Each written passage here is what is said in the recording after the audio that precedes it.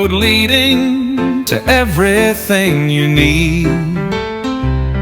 Big Bear Boulevard, connecting Big Bear Valley to everything and everything and Hi everybody, thanks for watching Big Bear TV on this new program we call Big Bear Boulevard, where we're following what's happening with businesses all across Big Bear Valley. Today we have Megan Felkins, who is going to be one of my new favorite people because, as you know, I love animals and I have a feeling she might as well. Welcome, Megan. Thank you. Thanks and for you're having me. Canine to Equine. Therapeutics. Yep. Doggies to horsies. Yes. Cover them all. And therapeutics. So a lot to learn about here. So what's the therapeutics about? So I offer therapeutic options or outlets for horses and dogs. So craniosacral therapy, massage therapy. I also have a PEMF device, that's pulsed electromagnetic frequency, and a cold laser. So anything to help them kind of rehab their body from an injury or dealing with trauma. I get a lot of, clients who have had trauma in their past. They're rescue dogs, rescue horses, and they're storing trauma inside their body. And I help them release that and get them out of their sympathetic nervous system, the fight and flight, and into their parasympathetic nervous system, which is rest and digest. Wow, that sounds exciting. So to start, I have 4 dogs, a cat, and 4 chickens. Okay. And my sister-in-law, I grew up on a farm where we have horses. All right. So I'm familiar with both. But I have just to start throwing things at you, I have a Maltese who has diabetes and Cushing's disease and is beginning to experience neuropathy. Is that something you work on? Yeah, we definitely. Like pain? Yes, yeah, for sure. So, obviously veterinarian care is your primary go-to. Oh, yeah. So, I like to target more like a holistic approach to those things.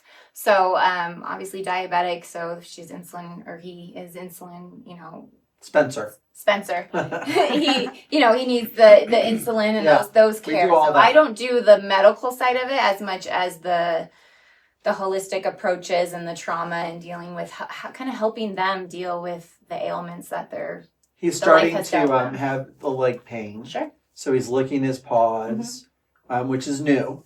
So I knew it had the potential to happen the longer he's alive. So I'm very vigilant in making sure we know his blood sugar and his insulin and all of that.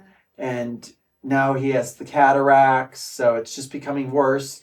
But he still loves to run around and be a part of everything and bark at everything. So the quality of life is still there. That's great. And I've been thinking about actually if there was somebody who could provide some kind of therapeutics to his feet. Sure. He has really messed up paws. When we adopted him, we think he fell out of a car.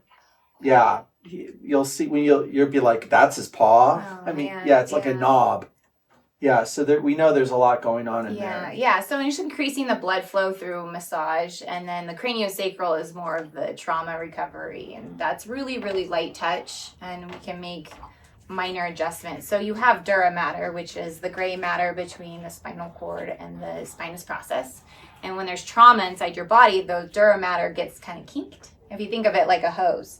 So the craniosacral fluid is not flowing from your sacrum to your cranium. It's not checking in every 6 seconds without having kinks. So we use really light touch to bring attention and awareness to the animal's tension where they're holding the trauma and release that. And then the craniosacral fluid can flow more, flow with fluidity, if you will, through that area and kind of heal the trauma that they're holding. So like when I if I touch Rudy, my dog, he loves it. If I touch Spencer, just the lightest touch, there's a lot. Right. There's a lot going on. It's uncomfortable for him, for sure. So that's something you would look at. I could definitely look into it. Yeah, I mean, I'd obviously want to see his vet records and stuff like that. But sounds like he may be more of a candidate for the craniosacral to kind of. I mean, he's uncomfortable. The sensation of being touched is uncomfortable. I can't take away that, but I can kind of help him process what's going on inside his body. And how many people can say that?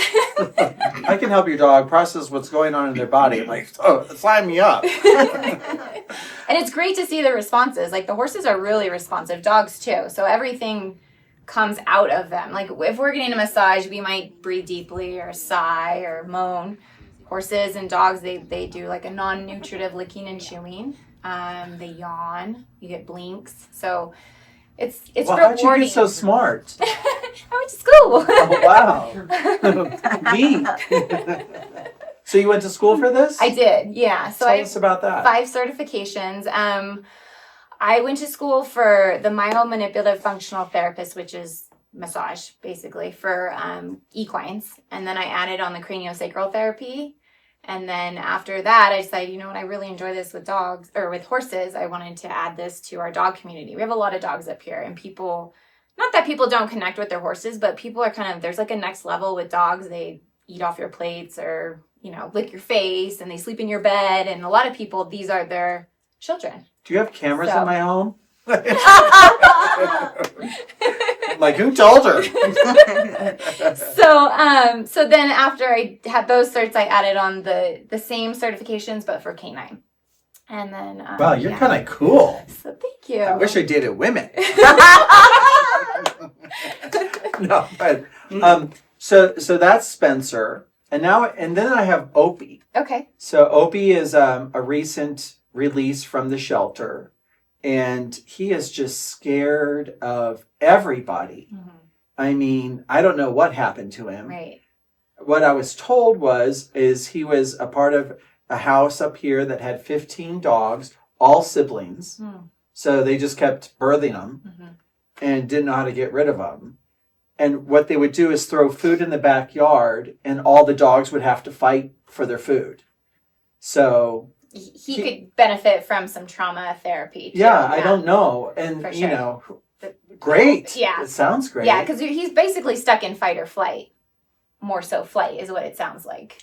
Yeah. He doesn't want anything to do with anybody. It's just easier to remove himself from the situation because it's scary. So it's kind of just rebuilding the trust. I put on the harness. Mm-hmm. He collapses on the floor. I don't know if it's because he doesn't know what it is.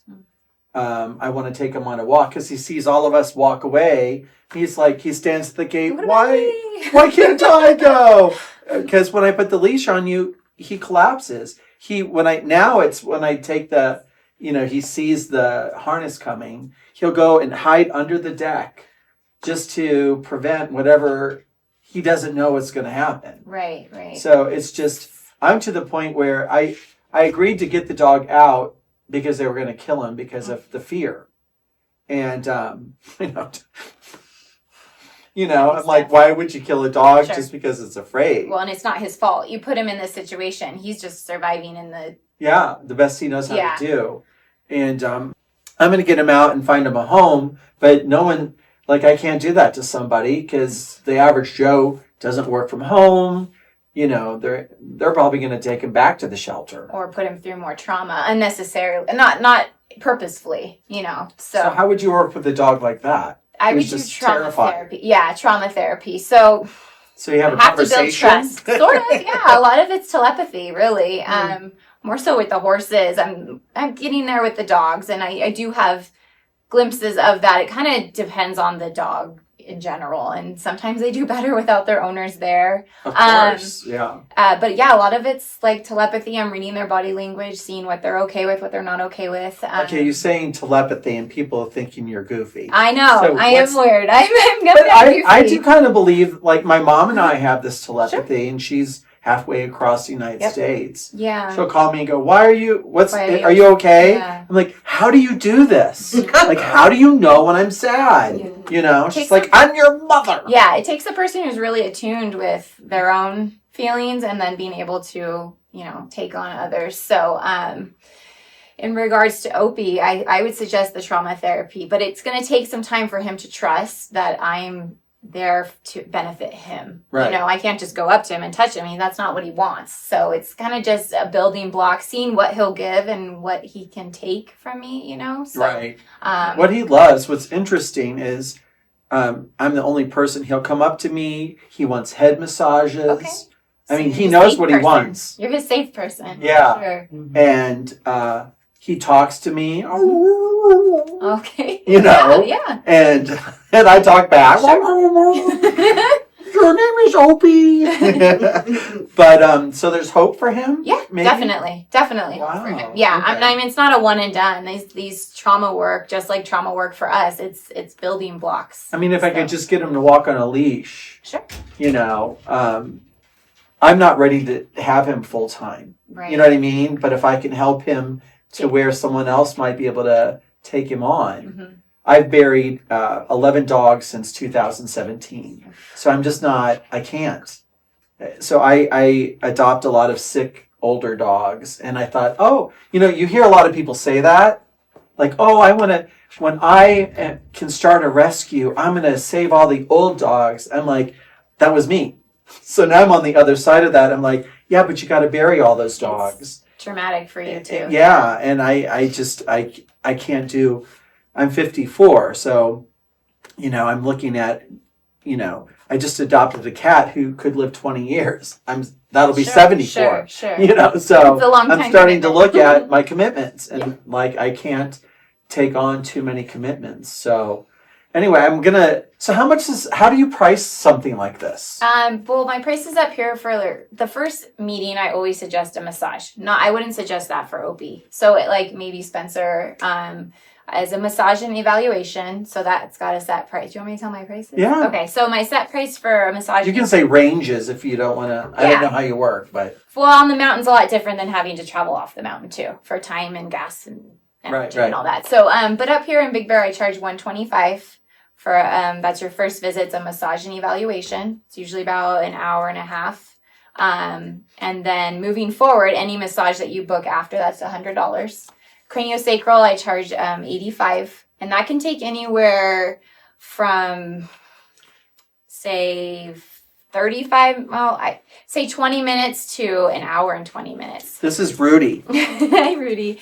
So I'm working on each, with craniosacral therapies, you don't move to the next release point until they release. So some can take 5 minutes to release, let's say, cervical 2. I'm not going to move on to cervical 3 until they release. So it can be time variation. And then cold laser, the PEMF device are just add-ons. So Do those things really work? I believe they do. I've used the cold laser on myself. I've used it on my son. It's targeting the mitochondria, so the powerhouse of the cell. And so you're doing cellular repair at that level. I had a soccer injury in my back, and I used that cold laser on me. The thing with the cold laser, you have to use it consistently. Right. So they sell gadgets on Amazon. Sure. I bought some of them. Some of them flash.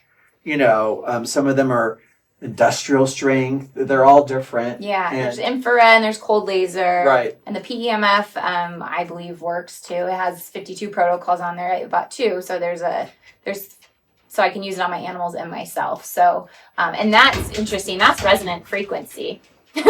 Rudy's getting crazy over there. He's our active studio audience here. He's like, you're talking about a lot of stuff.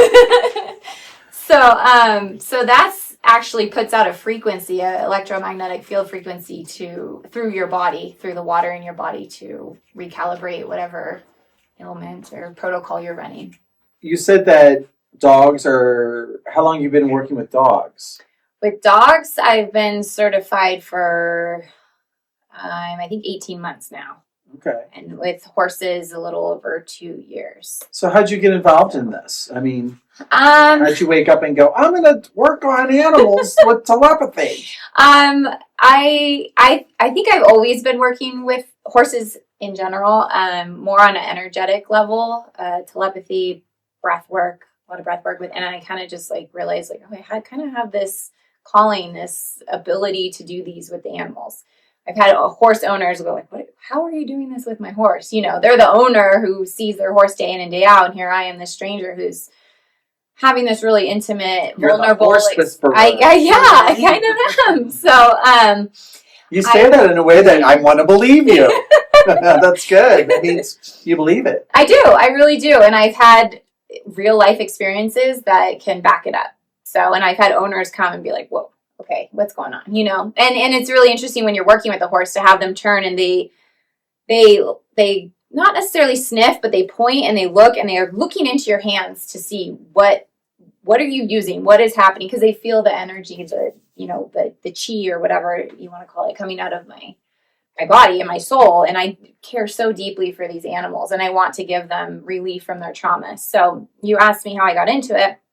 I've gone through some traumatic events myself, struggled with PTSD, and found that, these horses are just these magical animals that are helping us co-regulate. I mean, a horse can hear your heartbeat from 4 feet away.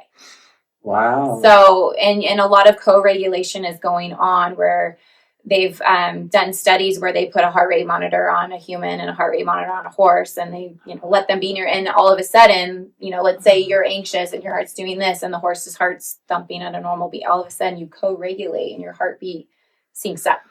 So there's a lot of healing powers within the horse themselves. And so I'm as you're talking, I'm thinking of when I go back home and I go out on the farm, and a horse, you kind of approach it, and then you can see it actually think, like, am I going to approach this person or not? Yeah. It's like they're reading you. They are. They absolutely are. And they always come up to me, and, I'll put my head on their head, and great. You can feel it. Yes. Like something happening. And it's always funny, like they'll either follow you if you start to walk away, because I'm like, oh, you like they me, want more. Yeah. But I could always feel them experiencing me, and it was definitely mutual. Sure. So that's weird to hear you actually say that, because I think it's something people don't talk about. Or they take for granted, or they don't realize it's happening. Yeah. You're so cool. You kind of got to tune into yourself and like, how am I feeling? Like, thank you, animal, for giving me this. Or I think that happens with dogs too. Mm-hmm. Dogs are always, I'm around them all the time. And you learn how they care for each other as a pack. Mm-hmm. You wake up in the morning, they all go start smelling everybody because they want to know how everybody's doing. Yeah, that's how they smell, like your pheromones or your mood and your, And they know they know I'm leaving the house before I do anything. So my friends are here today, and like, I have to sit on the couch just going, if I make a move, they know I'm going, my mom won't know that. No one else in the house knows, but the dogs are tuned in. Yeah, they've had like sixth sense. And you were going to say something I was going to... the horses? No, about the dogs. Darn, I lost the thought. It'll come back. It's just about how they all care for one another. Oh, that's what I was going to say. Yeah, so we have talk therapy. We have, EMDR. We have, there's all these different therapeutic options for us as humans, but what do animals have? That we come home from a bad day at work, sit on our couch, we pet our dog. That energy is going into them and they have to process it on their own. Well, why not give them an option to help them process the heaviness that we put into them? They're always there. They're always smiling. They're always happy. And then for the most part, but to give them an option or an outlet to do the trauma work that they have to store and deal with. They can't go to talk therapy. So lots of questions, but I could talk to you for hours about dogs and just the telepathy part. So in Big Bear, tell us about who you've been working with. I know there's a huge horse community up here. Are you working with a lot of those clients, or where are you finding success right now? More so in the horse community. I think just based on that's where I kind of started, and I ride a little bit myself and stuff. So I'm just trying to get my name and what I'm doing out there. So I go out to like the Bear Valley. There's boarding facilities out here. Obviously, Shea closed, but a little bit of word of mouth. The women go, oh, this or that. Right, and I post stuff on social media so they can see. I'm trying to do more educational stuff. Anytime I meet with a client, I'm always like, hey, look right here. Look at how he's, So I'm trying to educate the horse owner, dog owner, whoever it is, so that they can implement it into their daily life too. So yeah, I'm just trying to be more out there and let people Well, know maybe that the I'm horses doing are this. talking. I swear they are. They do, because I've had them, they'll co-rate. I worked on a gelding the other day, and his stallmate was right next door, and she just came out and stood right next to you. You could see she actually was releasing about the same time he was. So she was actually feeling the therapeutic benefit I was giving him through her body. Oh, I believe that. Yeah. So That's so cool. Yeah. We need to do a follow-up on this interview and Sure. show you out in the field doing what you do. The videos are great because a lot of the horses, they'll yawn, and it's like so cool to see a horse. I mean, their mouths are huge, and and their eyes are like, they kind of just roll back in their head a little bit, where the dogs are like, they'll open up and just. So where's this going for you? So, what do you want to do with this? Do you want to expand it? Do you want to become a teacher? I'd like to do, more clinic stuff, teaching like horse and dog owners how to be doing what I'm doing Right. when I'm not there. Because there's definitely an audience outside of Big Bear. Sure. Yeah. Yeah, I'm actually going to be a vendor down in Riverside on Saturday at like a walk for animals down there. So there's like a 5K walk. So they asked me to come down. I was like, Riverside's kind of far. I don't want to step on anybody's toes. And they're like, we have nobody doing this down here. Please come. There's so many people that do what you do. Not. Yeah. So I'll go down there. Trust me, don't be afraid of stepping on toes. I just don't think there's very many of what you do out there. Right. So if someone's watching right now and they're thinking, I wonder if my dog would benefit from what she does. Like, who are the pet owners out there that should call you? Just people who are attuned to like how their dog's feeling, like dogs that are hiking a lot. I mean, just like us, if I go out and hike Cougar Crest, the next day I'm probably going to be sore. My muscles need recovery time. So we're asking a lot of our animals, whether we're asking them to hike with us or swim in the lake. So active dogs, elderly dogs. I see a lot of hip dysplasia.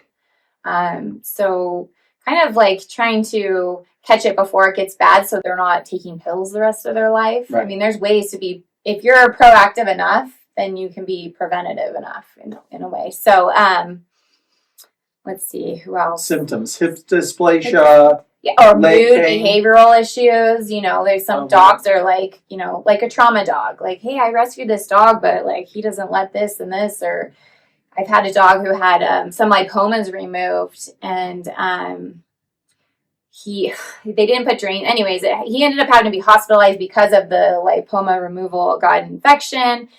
Fast forward 5 years, and the owner asked me to come, and I'm working with the dog, but she didn't tell me where the trauma work was. And I got to this one spot, and I was like, oh, okay. And so I was just kind of working, and he turned and looked at me, and just like pure, from what she experienced, like, oh my gosh, I've never seen him look at anybody like that. He just pure trust and like gratitude and just surrender to you for finding that spot and giving him the care he needed there. Wow. So, That's cool. So, do you do phone consultations before you bring them in? So, like, I can imagine. So, I run Big Bear Animal Rescue Community, which is a Facebook group. Okay. I have 4,000 followers. Wow. So, I'm a good person to know in the animal world, right? Yeah. But I'm also thinking a lot of people just don't want to make a mistake of paying money for something that they wouldn't need that care for.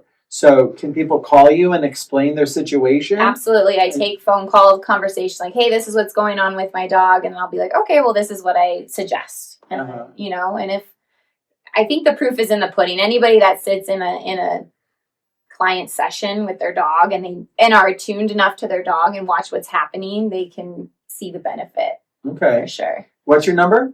760-845-0451. We'll put that on the screen. Anything else you want to share? I don't think so. No. Well, good luck with your business and Thank Big you. Bear. Thank you for having me. And I think you're right. It's all about networking. It is. And obviously your clients that experience your magic will share. But it's hard to share about illness and pain and suffering and stuff like that, because one person might have success with you and the other person may not have the same experience. Sure. Yeah.